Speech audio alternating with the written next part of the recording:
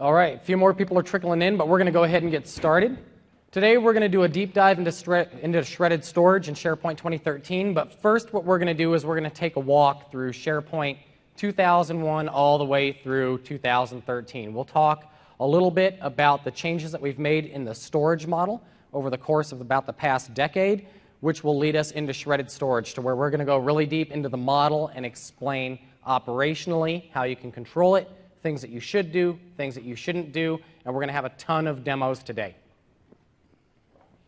So a little bit about myself, Chris Givens, the CEO of a company called ACS. We do a lot of SharePoint courseware training, so if you've ever been to a certified training center, you'll see some courses, a lot of devs, not too much IT pro, but my blogs make up for that. I'm from San Diego. I am a SharePoint MVP, and I tend to focus on getting really deep into topics like shredded storage and other things. So you'll see quite a bit of the work I've done to reverse engineer a lot of what happens with shredded storage and the APIs that exist above it.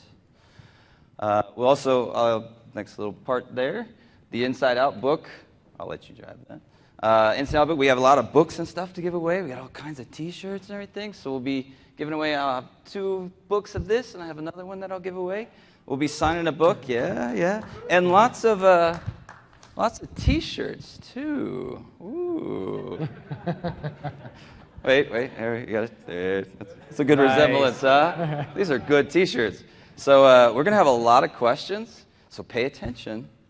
There's gonna be a lot of questions we're gonna ask, and they're really hard questions. We're gonna test your knowledge for those of you that are shredded storage experts like Mr. McNulty over here. So. I'm not going to put him on the spot or anything, but yeah, so we got lots of stuff that I'm going to ask you later. Great. There we go, yeah. And a little bit of other things. I do consulting other than the courseware stuff. So eBay was one of the big customers. I was a senior architect there, so I'm not just some pretty dev guy. I actually go out and do work and real-world stuff. And General Atomics is, being in San Diego, I do a lot of government work. And so General Atomics is the guys that do all the Predator planes and stuff. So they use SharePoint to manage a lot of the operations and manufacturing processes around building those planes. Great. And I'm Bill Bear. I'm a product manager in our SharePoint product group. I guess my intro is a little less interesting because I don't work on Predator planes. I work on SharePoint. But I'm going to keep the intro brief so we can hurry up and roll through this and make sure that we get you as much information as we can in the next hour and 15 minutes. So the agenda today, we're going to talk about structured and unstructured data, the differences between the two. We're not going to spend a ton of time there. As a 400-level session, we hope that most individuals in the audience today have a little bit of that down. We're going to talk about some of the architecture and its history that we've introduced over the versions of SharePoint that we've released to date. A brief overview of shredded storage and what it is. We're going to talk about some of its components. We're going to delve deep into the back end of our storage model. We're going to have a ton of demos. We're also going to test your knowledge at the end. We're going to have a ton of prizes to be able to throw out there during the session, and then we're going to have recommendations on what you should and should be doing with our storage model. So let's go ahead and start with structured versus unstructured data. You've probably all heard with SharePoint the saying that about 20% of data is structured and 80% is unstructured or semi-structured. That's a typical saying with SharePoint. Why? Because SharePoint's a collaborative platform. People are generally creating information and uploading it. Structured data, conversely, would be lists, list items, and site data. Unstructured data, on the other hand, it doesn't have any specific format or sequence. If you think about a Word document, you think about a video, audio, anything that's dynamic in nature that doesn't adhere to any kind of structure, it's not tied to any kind of rules, and it can be very unpredictable. So you could create a document in Notepad, type a bunch of text, save that document, and upload it. It doesn't follow the same semantics as structured data, where it's organized into semantic chunks. So if you think about something like Excel, columns and rows define the data set that falls in between them. That would be more of an example of structured data, or a table inside of a database. So it has relationships, and it has attributes, and it has a defined schema. So if you think about some of the examples, EDI could be an example. A list that you create inside of SharePoint could be an example. And another example of which is all of the site data that wraps itself around the underlying data inside of SharePoint. The user-created data is actually structured data because it has a defined format. It follows a specific sequence. So those are the differentiating factors between structured and unstructured data. Again, unstructured data, doesn't follow any kind of sequence. It's not broken into semantic chunks. It can be just about anything, whereas your structured data adheres to a specific format or sequence. Now, when you think about unstructured data, most people refer to it as blobs, which is a binary large object, or you may hear people refer to it other ways. We generally use the word blob to define. It's not like this big creature? What it is. Like it's not. jelly or anything? It's not a big gelatinous creature with little I don't know. Jeremy googly said eyes. as devs don't really know what a blob is. Right. Yeah. So for our devs, you're going to have a ton of love today. But devs generally don't care what blobs are. They just generally develop against that structured data, and the unstructured data is just something that follows along and travels with it. But basically, the blob is nothing more than just the data stream that travels along with that file. When I create a document, that document becomes my blob. It's the data stream associated with it. In most versions of SharePoint, except for early on, the blobs were stored in line or in parallel to the structured data, to the metadata that travels with those blobs. They don't necessarily participate in query operations. What participates in query operations is the structured data or the metadata associated with a blob. You have a number of different blob operations: get, put, read, rearrange. So if you think about downloading a file or uploading a file, those are effectively your operations. And if you think about what SharePoint is, we're built around the file. SharePoint has a ton of capability, right? We have enterprise content management, we have performance point services, Excel calculation services. There's a number of things that you can do, from social to business intelligence, but at the end of the day, it's a collaborative platform, which means users are creating content, they're uploading content, and downloading content. And again, that's about 80% of the content. So today in SharePoint, blobs are stored in data tables. Those data tables are defined by var binary max. If you think about mathematically what that means, you start to wrap your head around why we have a 2 gig file limit. That limit we actually hard code into SharePoint code. We don't take a dependency on SQL. So the differentiating factor is people say, hey, can I use RBS to get around the 2 gigabyte upload barrier that SharePoint introduces? And the answer to that question is obviously no, because we hard code the limit into SharePoint. We have, since the early versions of SharePoint, where we use the image data type as opposed to var binary data types, and the image data type had a 2 gig boundary as well. So from a blob storage challenge, a lot of people run into a number of different things. One, the commentary that we've heard is SQL Server storage is far too expensive for the type of operations they're using with SharePoint. They want to move towards a CAS model or addressable storage versus a storage area network. So they feel like addressable storage or commodity storage is a more effective way of managing blobs versus an expensive storage area network or versus fiber.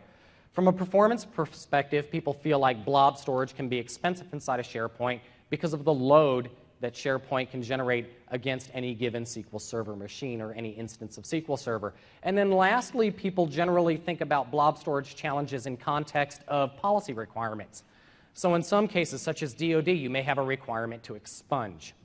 And expunge traditionally means that you need to take the blob, remove it from SQL Server, and place it on the file system. So you break the synchronicity and you put it somewhere else so you can actually expunge the content afterwards. So with that said, let's move ahead into our storage evolution.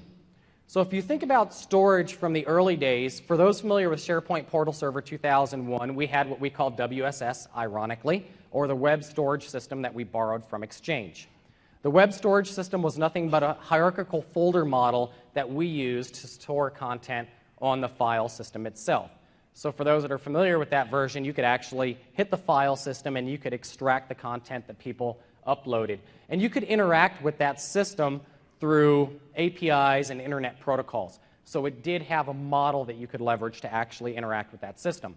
We then moved into SharePoint Portal Server 2003, and we fundamentally changed the semantics of blob storage in that version of SharePoint by taking the blobs themselves and their associated metadata and keeping them synchronized and self-contained within a content database. So that was effectively the first time that we relied heavily on relational database storage for both the unstructured and structured data. We move into SharePoint Server 2007. We introduce external blob storage, from there to remote blob storage, and then what Chris calls the awesome sauce in SharePoint 2013, which is shredded storage. It didn't have an acronym. I had to do something. So that's how we came to our shredded storage model.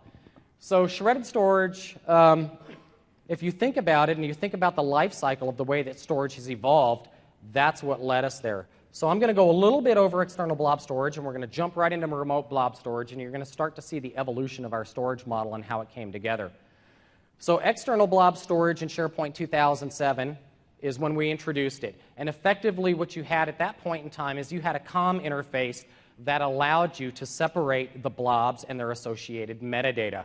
It wasn't a net-based model, it was a COM-based model. So you had a COM interface, which is up here, and that coordinated the two separate data stores. The two separate data stores were SQL Server that managed your structured data, and your external blob store, which managed your unstructured data. And it was very simple. It was simple semantics that recognized different operations. Remember the get and put, effectively file save, and open commands. As we moved into SharePoint 2010, we deprecated our external blob storage model and moved to remote blob storage in favor of external blob storage. And we did that for a number of reasons. One, remote blob storage was provided by virtue of a SQL Server library feature pack. So it had a set of APIs wrapped around it. There was a number of different things that you could do. You could do file stream, or if you were an ISV, you could develop against our remote blob storage model. But what it did do is it broke the dependency between SharePoint to be building externalization of blob technologies. So in EBS, we built the technology as SharePoint, whereas in RBS, we leveraged technology that SQL Server provided to us. And we found that to be a more scalable model. Because again, you could optimize data storage through tiering solutions, which is what many people wanted to do with RBS. They wanted a tiered storage model. People wanted to use commodity storage or addressable storage, and remote blob storage really facilitated that. And if you think about the evolution of that, there was a number of ISVs that participated in that model and continue to participate in that model, one of which that we have here is StoreSimple, which Microsoft recently acquired. That has a solution that's based on remote blob storage. So shredded storage, the question that we always get is, what is shredded storage?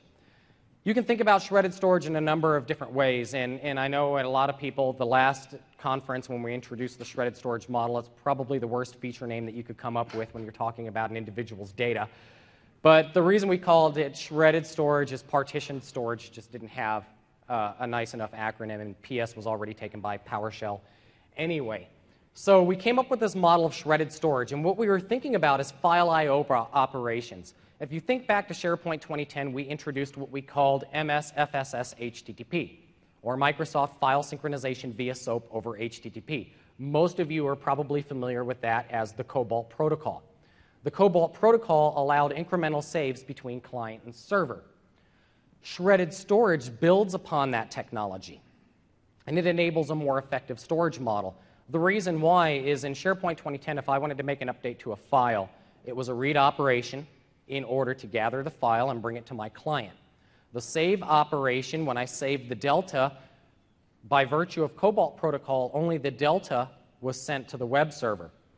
However, as part of FSS HTTP or COBOL, the web server would have to require a full read from the database server in order to coalesce the change in web server memory and send it back. That was the problem with COBOL. So COBOL, for every time you changed a file, that delta, which could have only been 20 or 30 kilobytes, effectively ends up as 2 reads and 1 write. So you're wasting a lot of I/O from that type of model, which is why we moved into shredded storage, which differentiates itself. It's the evolution of COBOL, which we introduced in 2010. And we're going to start digging a little bit deeper into that COBOL evolution and show you the differentiating factors between what we did with COBOL and what we're doing today with shredded storage. And then we're also going to talk a little bit about how we're taking that model into the future. So the logic behind the technology, files are no longer monolithic streams. If you remember when we talked about what a blob is, it's the data stream associated with a file. A file is no longer just one big monolithic stream or independently addressable blob. So in the past, a blob was a distinct object. It was discrete and lived inside of your content database. Now, with shredded storage, a blob is no longer a monolithic stream. What we do is we take that monolithic stream and we spread it across what we call chunks or partitions. And we have a default partition size out of the box, which is 64K. 64K aligns very nicely in the storage world with block size. So that's where our starting model was, at 64K. So what we do is every time you take a file, we stamp it out into 64K chunks, and we distribute those 64K chunks into the database themselves. Each chunk is uniquely identified, so we understand how to rehydrate or recompile that blob when a user requests it and initiates a request. So with that, I'm going to go ahead and turn it over to Chris, who's going to talk about some of the goals, and then we're going to lead into some demos. We're going to show you how to manipulate the model. We're going to show you from a performance perspective what happens when you manipulate the model incorrectly, and then we're also going to show you what happens on the back end. Absolutely. So goals, there are 4 main goals to shredded storage, and that is to reduce the amount of storage you're actually using. The other is to optimize the bandwidth that's occurring in certain points of the conversation, and then also to optimize file I/O and security. So we actually have slides for each of these. So when we say we want to reduce storage, when I save, as Bill just mentioned, if I make just a small change to that Word doc, then there's no reason for me to save the whole thing back over again. It's just I just need to save that little small change, right? And if you start to think about all the number of files you have and the terabytes and all the docs people are collaborating on, that adds up pretty fast, right? So anything we can do to reduce the amount of storage that's being utilized on your very expensive SQL server is a good thing. The other thing is to optimize the bandwidth. So some of the demos we're going to show you using what I've built called the shredded storage framework will show you how when you're using Office or Office web apps or anything else, if you make that change, you will only see that flow all the way back to the database. That's all you'll see go back over there. You don't see the whole file get moved over. So there's a lot that's involved with just sending that little small part. If it's a 20 megabyte file, and I go and say, all right, yeah, I made the change, and I send 20 megabytes over the wire, that's a lot going over the wire. Just imagine how many people, if there's lots of people doing that. If you just send a little small one, well, there you go. You're optimizing your bandwidth. Not only does it happen between the client and the web front end, but it's also occurring, as Bill mentioned, between the web front end and the database server. If it goes and it wants to do a request and it says, oh, well, I only need that part, it's only going to go grab that part, right? So it's not going to just say here, oh, let's go grab the whole thing out of there, okay? So that's where the optimizing bandwidth comes in. And then I just mentioned the optimizing the file I/O when it comes between the 2 different communication paths. But then we go into security. One of the things that I love the most about shredded storage is the fact that it makes it a lot harder for your DBAs to able to get to the data. Practically makes it impossible for them. So I have a few blog posts, but I'm not going to go point at them. But back in 2007, 2010, I went and wrote a very simple PowerShell script, posted it, and said, here's what your DBAs can do. Maybe like 5 lines or something, dumps the whole database out, right? So totally bypasses any SharePoint security that you may have at the farm app level, the site level. But then you got to go say, hey, look, you hired your DBAs, you trust them, hopefully. Right? They're not like developers. You just trust the developers. Oh, no. Okay. Yeah, and one of the things too is if we come back to the optimization. So if you think about read-write optimization, one of the things as well is each read-write with shredded storage. Effectively what happens is it involves a read-write to the whole number of the file partition itself, which is quite interesting in itself. So there's 2 important things you need to think about when you think about that performance. So one, when you think about what overhead is, smaller overhead typically occurs with shredded storage when you're using a large number of small files, whereas larger overhead typically will occur as you're using a large number of small files. The reason that happens is because of what we call minimum read-write granularity, which is effectively the minimum amount per I/O processor that you can achieve per partition of a file. So if you request less than that piece of read-write granularity, what you're going to end up with is a read of the full amount. So you're going to waste I/O. The reason I bring that up right now is because we're going to show you and talk about how you could potentially waste I/O by incorrectly configuring shredded storage in your environment and affecting that minimum read-write granularity when you go through an I/O request. So Absolutely. I'll turn it back over to the security piece. Absolutely. Thank you for that. So then when we look at shredded storage, because it breaks the file up into these smaller pieces, not only is it breaking that file into those pieces, but there are certain headers and footers that are being added behind the scenes in the database. So it's not like you can just go and say, oh yeah, let me go append every blob chunk and then dump it out. You can't do that, right? You actually have to make the calls to the APIs to get that file back out. So I actually have a joke on one of my SharePoint, on one of my blogs. It's like, the most interesting guy in SharePoint, right, off the Dos Equis guy. It's like he can shred a file in one line of code. Well, it's like almost impossible, right? It's not going to happen. So the security that shredded storage, a lot of people think, oh, it saves us I/O, it saves us storage, but the security is one of the big things that you don't hear a lot about. That it's keeping the data hidden away from people that shouldn't see it. And there is now this new thing that Bill brought up at his opening yesterday, that he brought up, the wonderful Fort Knox. I'm going to turn it back over to Bill. So one of the things that we're doing with shredded storage, at least in our Office 365 service, is again, just some history on shredded storage. Again, it's the evolution of Cobalt. So file synchronization via SOAP over HTTP was the precursor to what we call shredded storage today.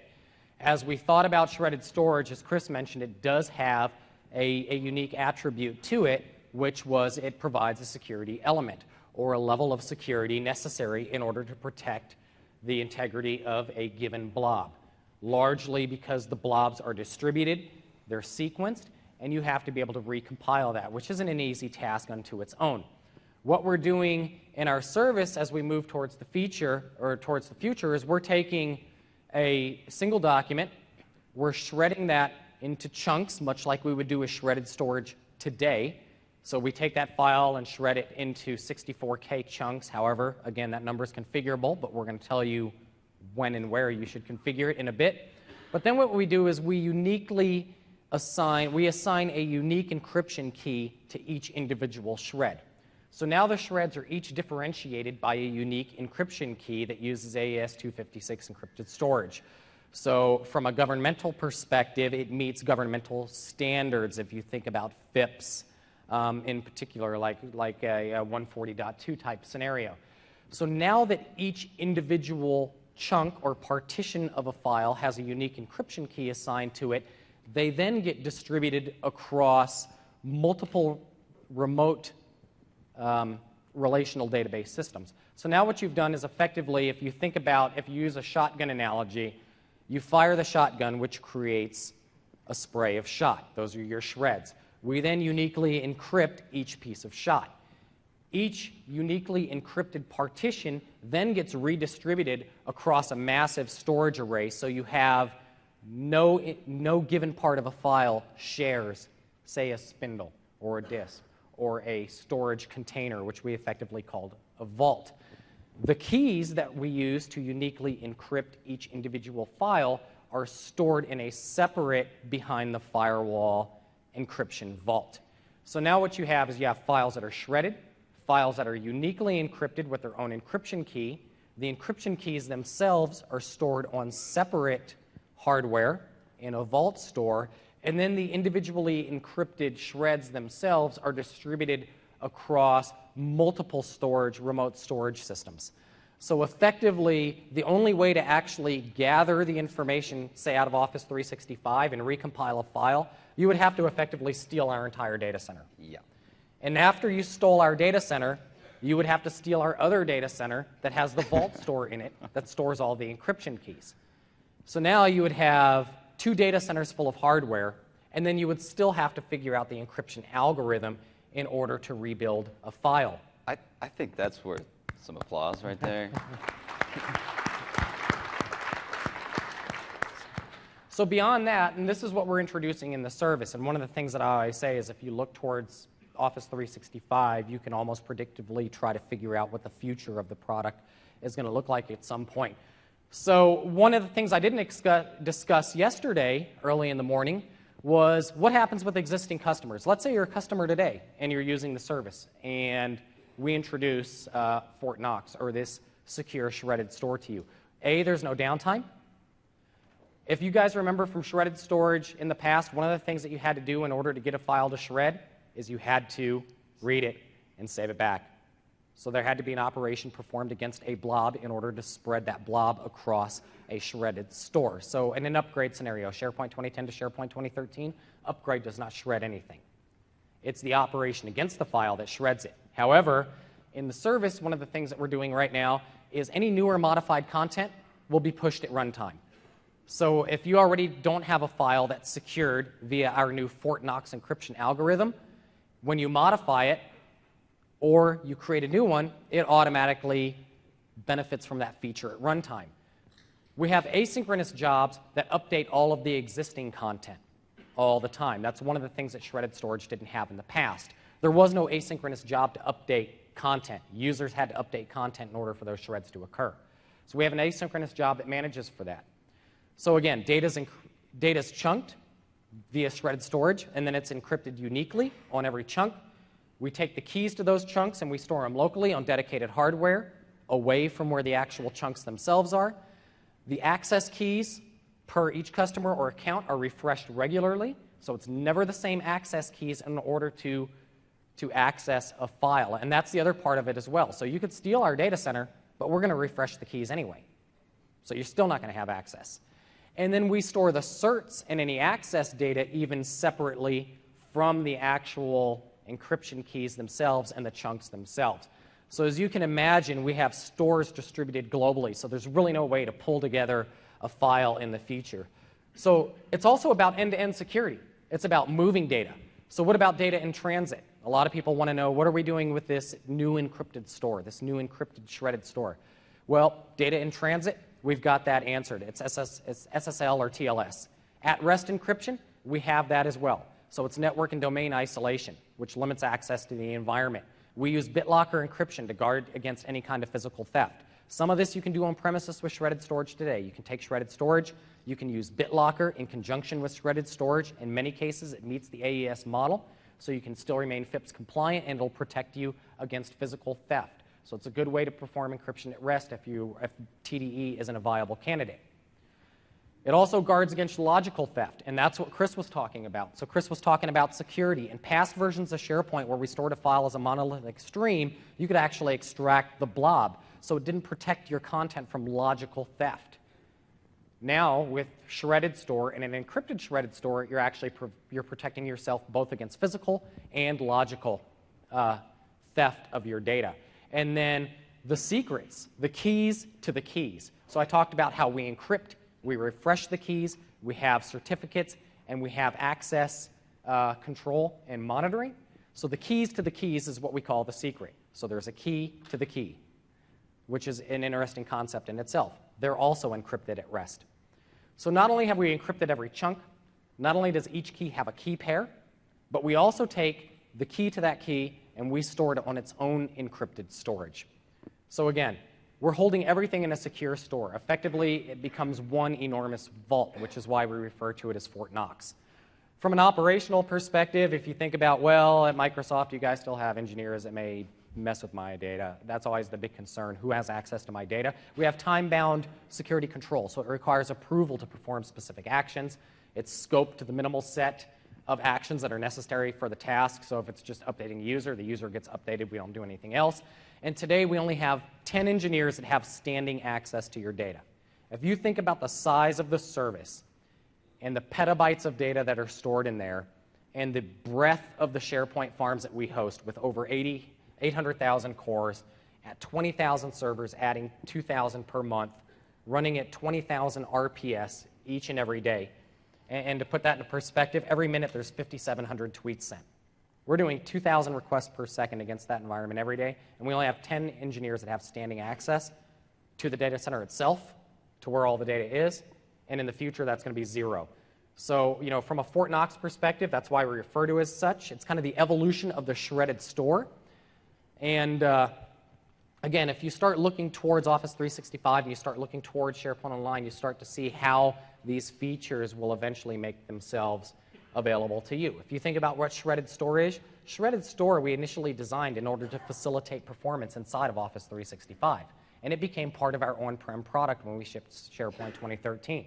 So we're going to continue to make investments in this type of model. But before we talk a little bit more about kind of the future of what we're doing from a storage perspective, I'm going to let Chris kind of delve into some of the content database changes that Shredded Store makes so you can understand the model a little bit better, and then we're going to get into some best practices from here. Thank you. You got to love Bill. He's always giving us all this amazing information, so that's why he's awesome. So content database changes. A lot of you, when I look around the audience, a lot of you have kind of delved into a lot of this. A lot of you are like, oh, don't look at the database, don't touch it. You can look, just don't run queries against it, right? So everything I'm going to show you is simply for demo, right? But when we look at the content database itself in 2013 to support shredded storage, there obviously had to be schema changes to be able to handle being able to rip apart a file and then put the file back again, right? So there is a new table that the docs to stream that keeps track of all of the parts, all of the shreds, right? And so what I'm going to do is I'm actually, when I look at our time, we have lots of demos. So I want to make sure to show you guys these tables and actually how this works. Now, because things get smaller, we can think about transaction logs, and Bill loves that part. I know he's one of his favorite features. Because you're changing just one small thing instead of changing 20 meg, obviously the transaction log is going to be smaller, isn't it? So if you're doing things like log shipping and all that, smaller, and it takes a lot less time. So we love the fact that that was one thing we didn't really put in the goals over there, but it kind of was implicitly applied that's occurring. Now, if I'm shredding things, if I'm taking a file and I'm tearing it apart, I obviously got to be able to put it back together again, which means I need a guide, something that's going to tell me how do I put the pieces back and append them in terms of the binary. And so that's what we call the BSN. And so it's just a number, right? So you just kind of order it from low to high, and you say, okay, this is the mapping of the ones I want. Put it back together. Okay, so with that, like I said, I want to show you demos. So number 5. So we have here a beautiful content database that has all these tables. Now, I could go and run, look at all the tables and expand it out, but I'm not. I'm just going to point to the main things. If we look at the all docs table, that's what that holds a lot of the file wrapper, not necessarily the metadata of the columns, but a lot of the more specific things is in terms of what's its path when you go and actually request for a file from a document library. It's going to store a lot of that. Now, when we look at it, there's actually some important parts that we care about in terms of what's in this table. So I actually have a document called text.docx, which tends to be when I show you the shredded storage framework, that's just the one oh, so sorry. What we got? Windows Plus. No, don't do that. Oh. Well, it's not so happy with a really big screen here.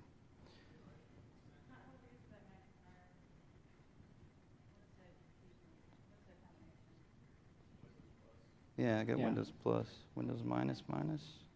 It's jumping up top with this screen resolution.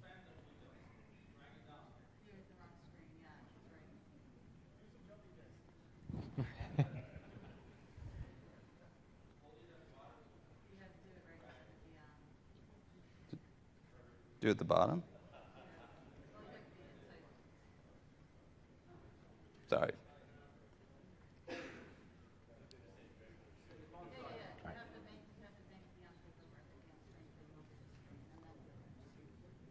Say it one more time. Sorry. You have to expand the beyond to make it take over the screen, and then it will capture your Windows Plus for that. Left or right?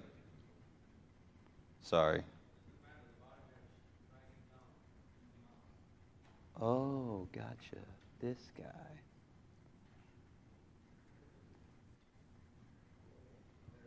There you go. All right. Thank you. All right. All of that Yeah. So you know what? There's your Zoom demo for the day. Thanks for coming. Yeah. So Where's your Zoom demo? Okay, there we go. So, all of that. So hopefully go. everybody can see it again because we are not going to do that exercise one more time. Yeah. So. Good thing we're in Vegas. Yeah. Good thing we're in Vegas and I can get a Man. drink after this. Yeah, me too. So these are the important parts that are sitting here. So we need the ID that gets generated for the file. So obviously that's a good. We need the BSN. This next BSN is when I go to update the file, when it wants to go generate new shreds, if I change something, that's where it's going to start when it generates some new things. There's a few tests we're going to run through when we test your knowledge. And by the way, get your phones ready. I know a lot of you are probably from outside the country, so I don't want you to get teched. I mean, I have some money in my pocket. I can help pay for some of the text process. But we're going to ask you some questions, and you can text your answers. You can tweet them in. You can go to a page for it. But have your phones ready. We're going to ask you some questions. So the stream schema is something that there's an algorithm that runs when it looks at the file and says, OK, what am I going to do with you? There's multiple different algorithms depending on the type of file. And so this keeps track of when it goes to rebuild, does it have a header, does it not, and it puts it back together again. So in addition, if we look at the other tables that has the actual shreds in it, we will see what shreds make up this file.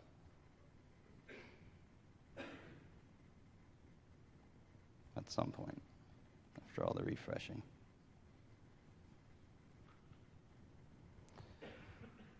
And so executing this, and again, this is not something you're going to want to go and do and just test in your production environment, so please don't do that. And so there's probably about 100 people out there right now saying, hey, I thought support documentation said never look at your databases. But obviously, in order for us to at least show you in terms of what's happening with your files once they've been shredded, to put things into context, because all of this is going to lead to when you should start to manipulate the right chunk size of a given shred and when you should not, and then how that proportionally matches to our read chunk size. So now that we've got our shreds, we have that original doc ID that was tied to the document is sitting there. The partition, which comes into play a little bit later when you do things like Office web apps and you have multi-editing sessions. But there's our BSN.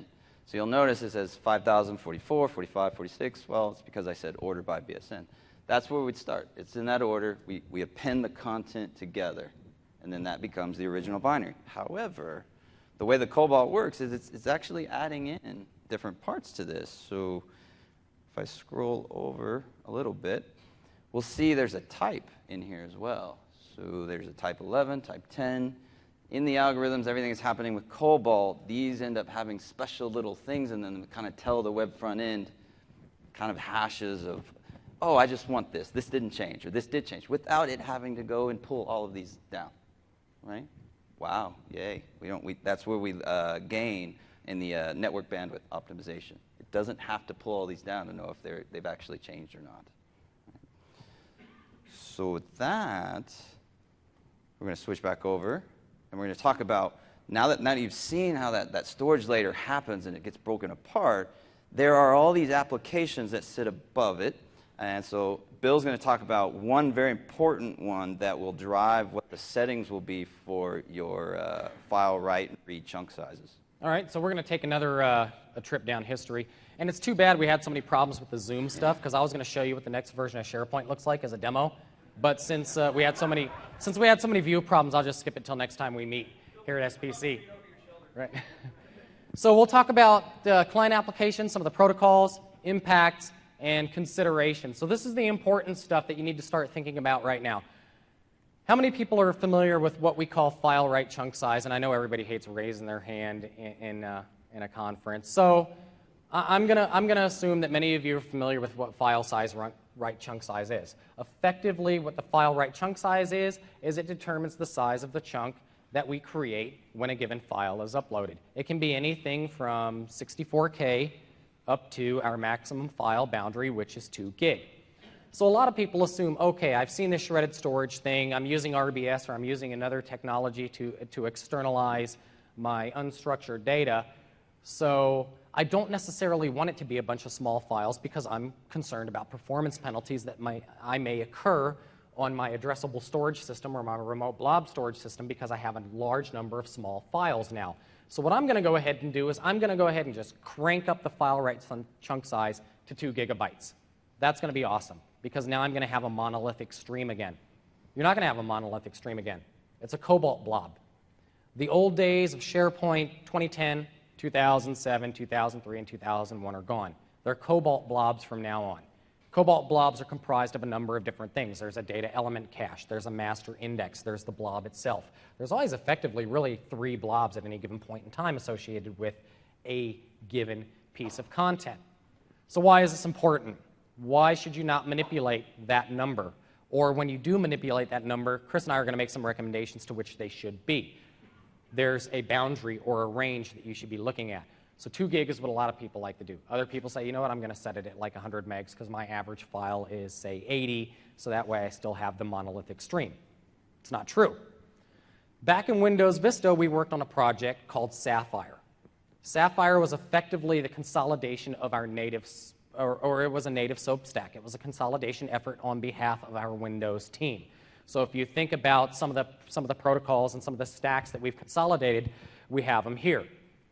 You shouldn't really, most people thought about what Sapphire is when they read the protocol documentation associated with Windows Vista was WSF Lite. It's a peer, it's not necessarily a replacement, but it has a huge impact on shredded storage. So now as we're looking at the evolution of our storage model, we've talked about 2001 up to 2013, but now we're talking about the client operating system. So we're taking a completely different path and we're diverting in another direction, and most of you are wondering why. So SharePoint 2013 itself, did you switch it on me? I accidentally did that. All right, so SharePoint 2013 itself implements WCF and Windows SOAP Stack to manage the incremental change and synchronization of files within the context of client applications. What are client applications? OneDrive for Business, or what we formerly called, the artist formerly known as SkyDrive Pro, is OneDrive for Business. I heard he plays a mean guitar and he wears like chaps. But anyway, so there's OneDrive for Business, which was formerly SkyDrive Pro. There's also the client applications such as Excel, PowerPoint, Word, any number of different files that you could save themselves from the client. So basically what we have is the transfer between client and server is all dependent on this native code. It's all dependent on our Windows Sapphire SOAP stack that we built into Windows Vista that we've carried forward all the way through Windows 7 and all the way into Windows 8.1. So basically, we designed this implementation to facilitate co-authoring, and we're going to show you a few things here in a moment as Chris is working to bring it up. But basically, in order to perform efficient file I/O and to make that transfer happen and to be able to perform incremental sync by virtue of Cobalt, a client read inside of the Sapphire stack is limited to 3 meg. So that's the important piece. That's the takeaway piece right there. If you think about the Sapphire stack, the Windows native SOAP stack that we built, and the fact that SharePoint 2013 honors and leverages the Windows native SOAP stack, a client read is limited to 3 megs by virtue of Sapphire. So if you start thinking about compound operations and file write chunk size, the problem is going to become immediately aware. So let's say I set my file write chunk size to, I don't know, and Chris is working on that right now, but let's say I take a file write chunk size and I set it to 3 megabytes. So I have a 3 meg file. Don't give me away the question answers now. And now I have a file that's 9 megabytes. I'm going to have to perform 3 compound operations in order to retrieve that file. 3 times 3 equals 9. The Windows native SOAP stack says you can have 3 megs at a time. File write chunk size is telling my database server what it can have. To put it into a better perspective, let's take that same thing. I've got a file write chunk size of, say, 100 megabytes. Right? So I increased it significantly. It's a pretty substantial number. And I want to be able to get that file and download it and edit it via a client application. So I'm synchronizing via OneDrive. So here's the interesting thing. The Sapphire SOAP stack on the client, OneDrive, that has a dependency on it, says you can have 3 megs at a time. SharePoint says, because you've configured file write chunk size, you can have 100 megs at a time.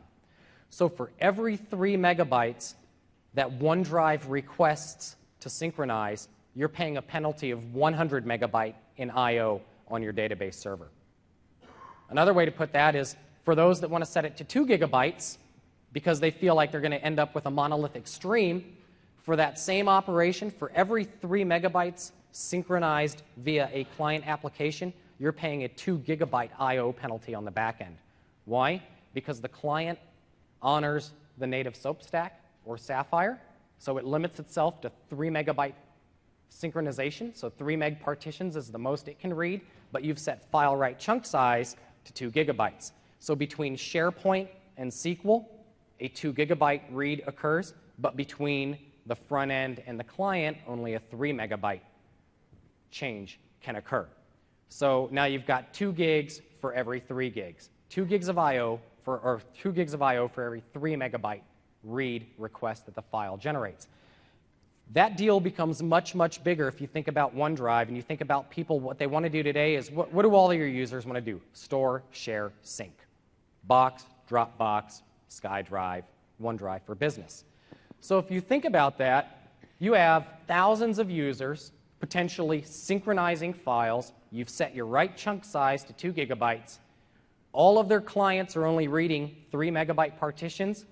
So if you have 2 users that are synchronizing a file, for every 6 megabytes they synchronize, you're paying 4 gigabyte in I/O penalty on your back end. And as you start thinking about compound operations, it's just going to continue to grow. So once you have hundreds of users synchronizing, thousands of users synchronizing, effectively what's going to happen is your storage system is going to fall over because you're going to run out of available I/O in order to perform the operations. You're going to spend a ton of time trying to troubleshoot why that's happening because you're going to say, hey, I've only got about 100 users synchronizing some files. That's because those 100 users every 3 megs, 100 users times 3 megs, 300 users. 300 users times 2 gigabytes, 600 gigs I/O just to download 300 megs. You can't even download most songs these days, that are that small. So that is why that's important. The Office web applications have their own unique intricacies now. So we've talked about the client and why you shouldn't play with that number, and we're going to tell you what the good number is, the sweet spot. But now we're also going to talk about Office web apps and what happens there. Yeah. So there's a demo here, but I'm going to go ahead and roll it in one with the next demo as well. So Office web apps, there are these APIs that are sitting above shredded storage. Right? And so why are we talking about these things? Well, it's because they are talking to and utilizing what's happening with the shredded storage. I mentioned there was a partition column in there. If I go in Office web apps and you all fire up multiple sessions editing the same file, all right, you have to start to say, well, I'm going to lock that shred. Or if you start editing and you got lots of sessions and you have lots of pieces and you're adding this piece, all of a sudden you have a lot of shreds in there for this file, but they all got to be put back together in some meaningful way. So they all build on shredded storage. So interestingly enough, when you go fire up Office web apps and you open up a Word doc or Excel, the actual name, as we'll see in the fiddler, of the endpoint that's doing all of the work is called OneNote.ashx. How many of you knew that? Maybe look at that. Oh, we got a person. And what this is doing is it's actually taking the shreds as they come up through the whole APIs, and once it gets a hold of the actual file, it turns it into a JSON array. The entire Word doc, entire Excel is turned into a JSON array, which, honestly, really doesn't have much to do with the shredded storage part, and just the implementation of it was done by one person, which is amazing to me. What will happen is when you go to edit and you change the file, you're going to see, as I demoed the JSON array, everything's broken into a cell. Okay, and that cell, you make that change, only that cell gets sent back. And then only that cell through the web server actually ends up getting updated on the back-end shred. So that goes back to the whole concept of, I'm not going to go open up a 20 megabyte document, go all the way down to the bottom, make a change, and the whole 20 meg goes back. It doesn't do that, and we're going to see that. So we're going to jump right over. And I finally figured out what you guys were saying.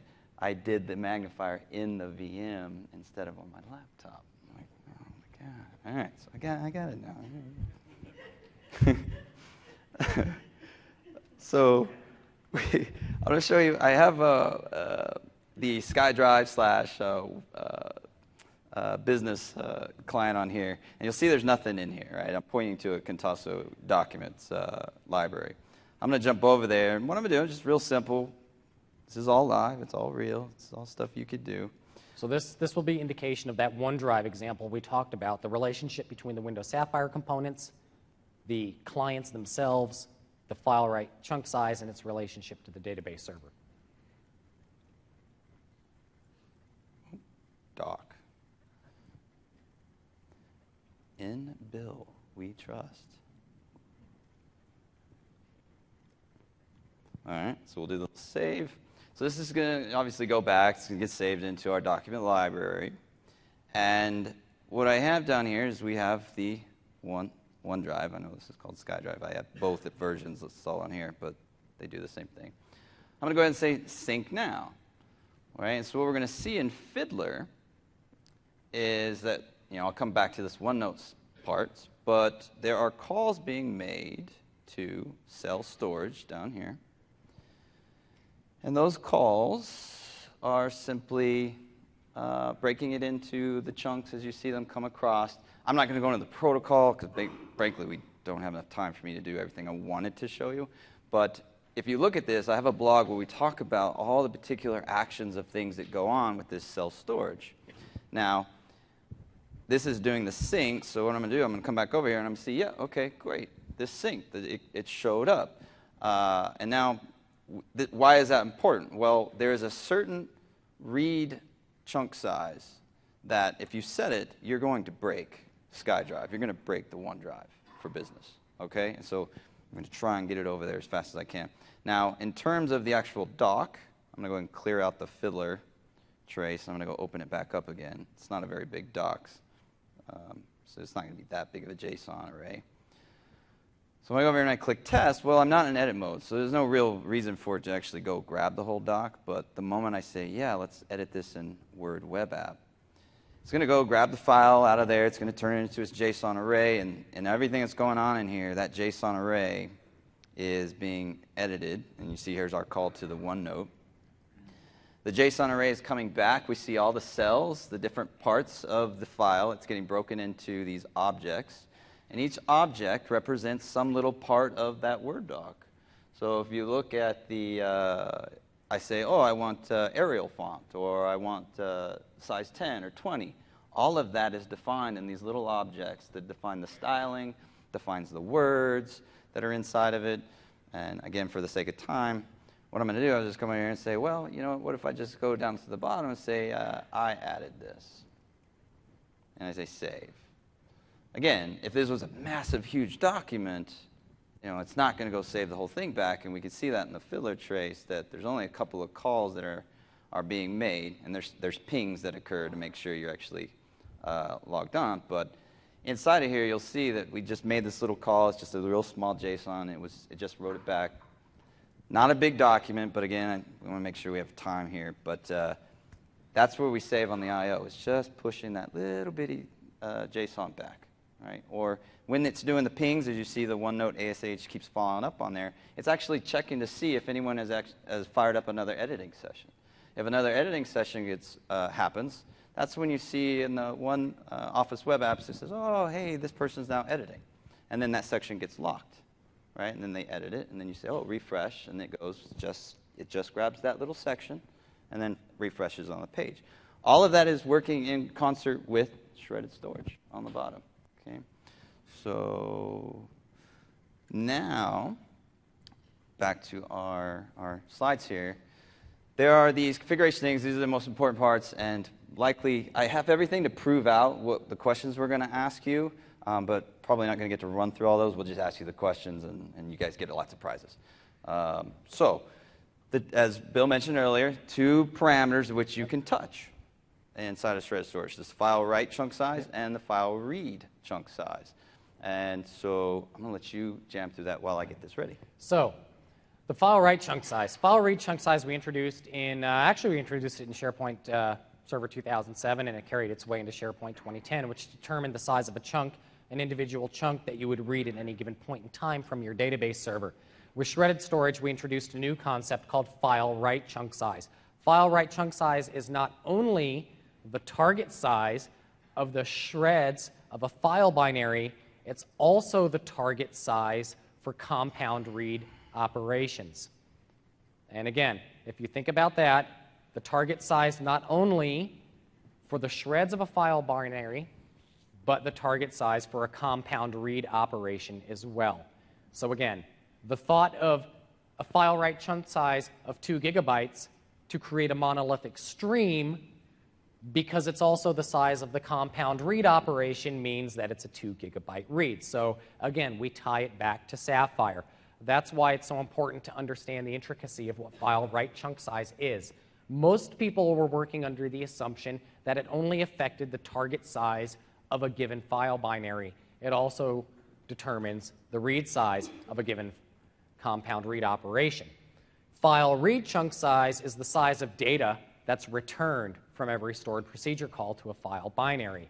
This number I wouldn't even mess with because we've deprecated it in SharePoint 2013, and we're going to further deprecate it as we've moved forward because we've moved from Cobalt into shredded storage. This algorithm itself isn't easy to figure out. So most people work under the assumption of my average file size is 128K. I'm going to configure a file write chunk size of 64K. So if I do the math, that's going to result in 2 chunks. Those numbers aren't absolutes. That 64K isn't an absolute. The way that our algorithm works is we combine as many blobs as we can together to try to get to the target file write chunk size. In many cases, that may be 64K. It may be 60. It may be larger than that as well. So you can never just use a simple equation such as I'm going to take file write chunk size divisible by the average size of my file, which is going to result, or the result of that operation will be X number of shreds. That doesn't work. And the reason it doesn't work is because what our algorithm does is we try to tell it, combine as many blobs as you can on update operations. So when somebody makes a change and we need to save a delta, we try to combine as many blobs as we can to reach that size. And it's not always going to be 64K. Sometimes it may be larger, sometimes it may be smaller, but it's going to be within that boundary. So it's important to understand that number as well. So next question is what is the right number? So the interesting thing about shredded storage, about Cobalt, about file synchronization via SOAP over HTTP and around shredded storage is this isn't a unique SharePoint implementation. Shredded storage was actually developed on the client side, and it's made use of by SkyDrive or OneDrive, the consumer version of the platform. So we've had a lot of experience before we even introduced the technology into SharePoint into what the mean range should be to create blobs that would consistently provide great performance without wasting I/O. So from a sizing perspective, the thing that we like to say is you should never exceed 4 megabytes in size because there's going to be a significant I/O penalty because of compound read operations based on the average size of a file that a user stores inside of SharePoint. The average size of a file stored inside of SharePoint today in a collaborative type environment is about 256K, your average Word document. Maybe it's about a megabyte. If you exceed 4 megabytes, again, compound read operations, for any given read, you're going to pay that much in penalty. Our recommendation is you find somewhere between either keep it at the default of 64K. If you're using RBS or you're using some kind of externalization type solution, keep that number between 2 and 4 megabytes. Don't exceed 4 megabytes. Because of compound operations, you're going to pay a penalty there. And you should also not attempt to go below 64K because then you break our synchronicity with block sizes on disk. That's why we started at 64K, to align to that boundary. Again, your optimal setting, largely going to be based on how you use the platform. If it's a store, share, sync type SharePoint solution, so OneDrive for Business is your big bet, that's the way users operate, 2 megabytes. If you're using RBS or you have deduplication concerns because you are externalizing or you're using dedupe by virtue of your storage subsystem, then 1 to 4 megabytes, but never exceed 4, never go below 64K. I'm going to go ahead and let Chris talk a little bit about file read chunk size Again, we're going to be deprecating it in future versions of the product, but it does still have an impact today. So I'm going to jam through these real fast because I want to make sure you guys get all these prizes and we don't get kicked out. Really, one of the things I did, and you'll see some of the slides, and I'm not going to go into the slides on the shredded storage test frame. You can just go download it. I worked with a lot of ISVs, and we threw a lot of hardware together. We did this, we did that. But what I did is I built this framework. I went and ran these multiple of different tests, many, many. And so did Chris McNulty from Dell. They did a lot of data mining too. And he has another session. He'll cover some of these things that we didn't hit on. But in reality, what you end up seeing is every time, when you set the file read chunk size to a really small one, it basically means all those BSNs, when you're putting them together, it doesn't really matter. It's going to go grab just little parts of them. So if you set it really small, every call is a stored procedure call. If you set it really small, you got a lot of stored procedure calls, okay, which is not going to be good. Now, there's where the things start to come in. If you have it somewhere around that setting, if you look at the average file size of all your files in your entire content database, it should be somewhere around sitting at 12.5% or higher of whatever your average size is. That's what happens if you set it lower. You'll get down, if it's less than 3% of a particular file size, you're going to get 50% hit on the performance of getting that file out. And you'll see it in the download speeds when you're trying to do it. Now, so we don't want to go too low, but you also can't go too high. Very similar to the write. And what happened is Bill was like, okay, you got to go test this. And I said, okay, I'll go test that. And then I found something else interesting. There is a setting that if you go too high on this, you will break your OneDrive for Business. You will break your SkyDrive client. And you'll get that error right there. Now, if you try to go Google that, there's going to be one result, and there's no response to it on MSDN forums, okay? So I'm just telling you that right now. If you're going to go touch this, you get that. Now you know what you did wrong. So then the question is, well, now you have to know what your average file size is in your database. And there are ways to do that, but I'm not going to point them out. So moving on, again, we want to make sure that we give these prizes out. What the framework was, it was a lot of really cool stuff I threw together. I have APIs that wrap around Fiddler, APIs that wrap around SQL Profiler, that allow you to fire off any test you want to watch how shredded storage does what it does. Okay, and so that's all I'm going to say about it for the sake of time. In terms of a demo, I will probably skip that too, just to throw some stuff. So we're going to give you a knowledge check.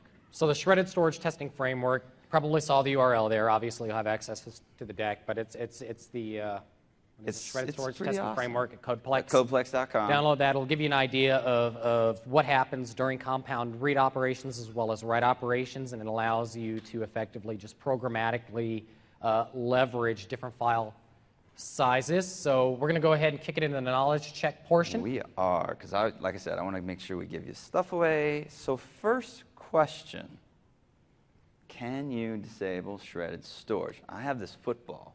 Okay, I have this football. I'm going to try to do my best, what is it? Wilson.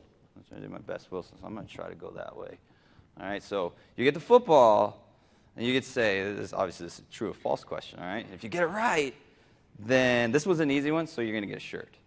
But there's some really hard ones, okay? So here we go. Oh, there it goes. Ooh, did we get a catch? Was that a catch? Was that a touchdown? Oh, man. All right, incomplete pass. All right, so no, you cannot.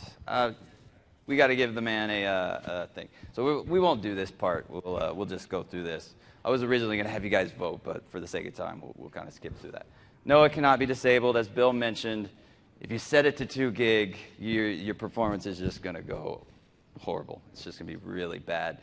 If you know about certain things, do not touch this particular certain. I'm not going to tell you what it is. Bill, we know about it.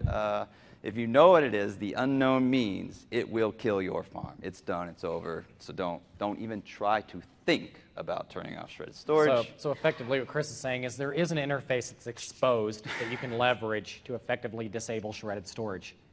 Doing so will have further implications down the road, let's say like when your users want to upload a document. So Effectively, need to what you do want to that. do is unless it's a web content management system where you never upload anything and it's pretty static, I wouldn't leverage that inadvertently exposed interface All right. to.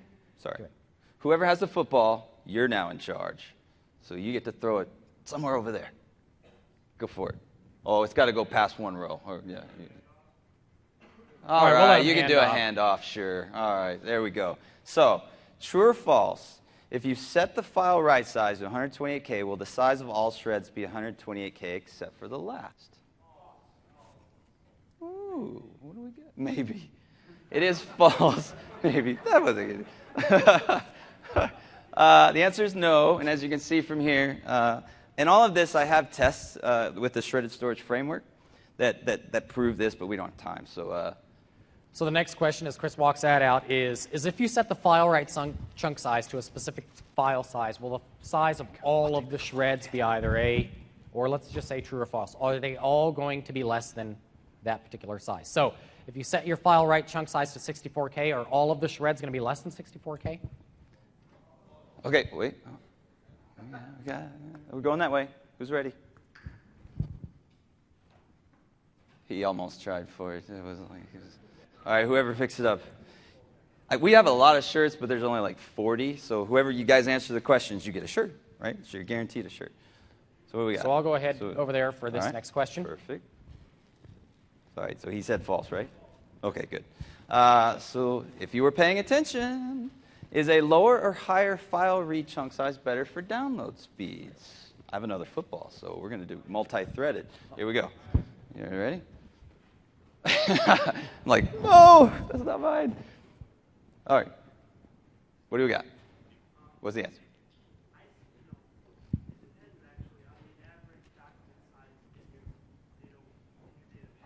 That's a good. I like it. You were paying it. Yeah. Ooh, I like it. He's good. He's good. Yeah.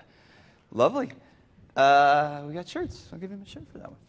All right. So the next question: each chunk must be executed via a storage. Oh, the black button. You see that? Quick recovery. Good job. Each chunk itself must be executed via a stored procedure call. So the more calls you make, the more CPU and network activities will be generated. Perfect. All right. Oh, yeah, we got that. Oh, did we just do that one? Yeah.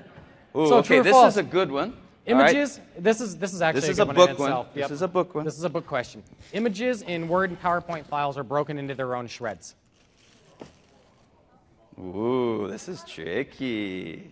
Who's got the ball? One. All right. Here we go. We'll I'm throw gonna it try out to there. go. I'm gonna try to go farther.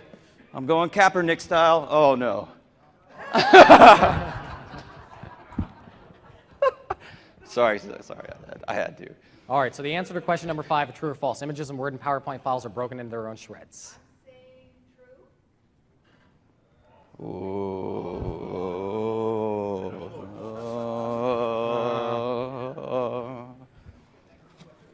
All right, question number 6. Shredded storage applies to all instances of the same binary file. So effectively, if I take file You get both, right? foo and I upload it to 2 different document libraries, it's shredded twice. Okay. All right, here we go. Middle, going.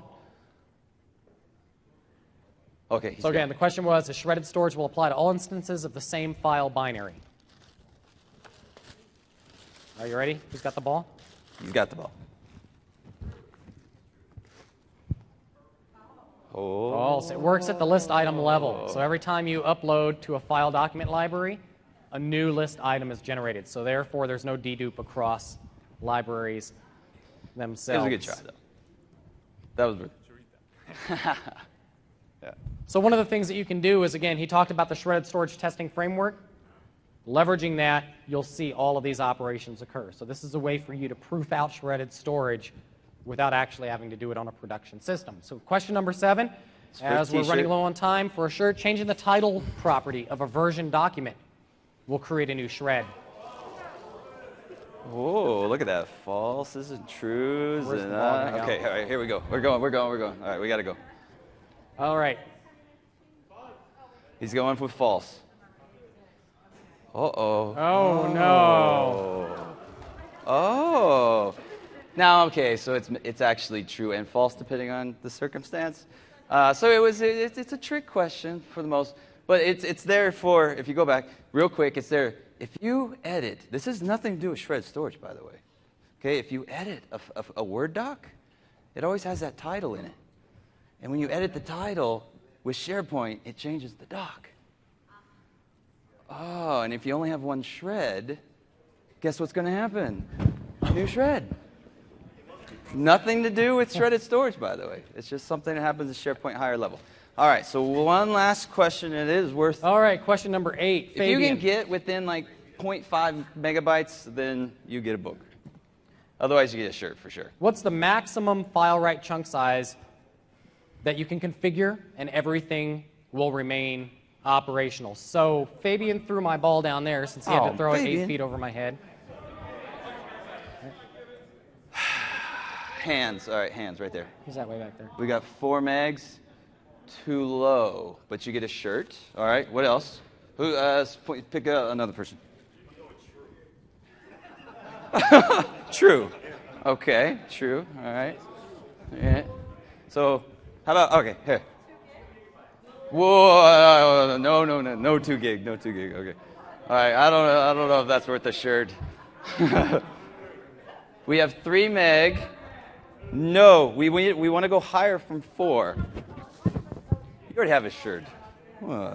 Okay, Fabian? We already did 4. I said higher. All right, what do we got? Oh, okay, all right. So this question was a little bit unfair because we didn't show you OneDrive for Business, but it's about 8.25 megs.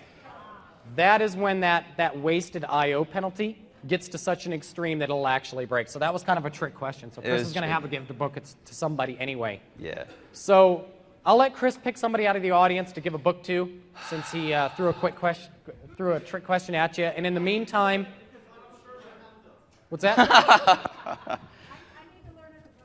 So from a recommendations perspective, A, don't modify the file write chunk size without any kind of justification. And if you do so, keep it limited to about 4 meg as a maximum boundary. The preferable boundary is between 2 and 4 megabytes. OneDrive for Business is a 2 megabyte preferred configuration.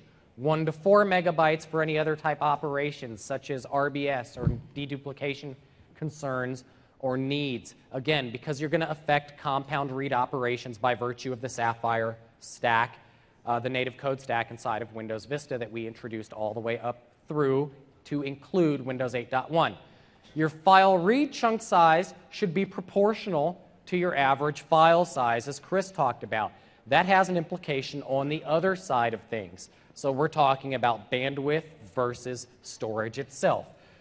12.5% and bringing that back is the optimal for normalized operations. Yep. As you exceed that, it will continue to grow. Lastly, you should always test shredded storage with RBS as well as your storage vendor in the event that you are using RBS for acceptable performance, because there are different types of performance penalties that will come into play in different types of operations, such as externalization type scenarios. So in a summary, shredded storage is a pretty cool thing. Shredded storage of the future is even a cooler thing. Read and write chunk sizes are going to be different for various workloads. It can't be disabled despite a notorious interface that enables you to do so.